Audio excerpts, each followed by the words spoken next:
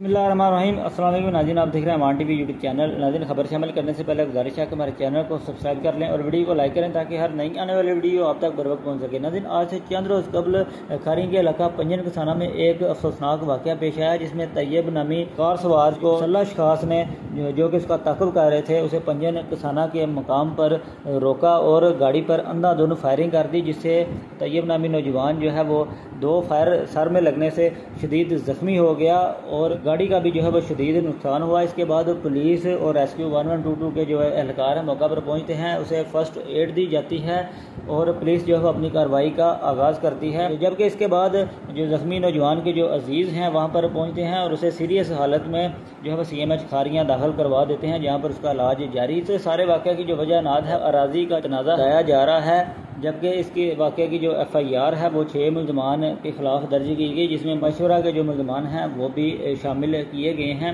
ये थी नाज़रीन अब तक की अपडेट। अगली वीडियो तक के लिए दीजिए इजाज़त। अल्लाह।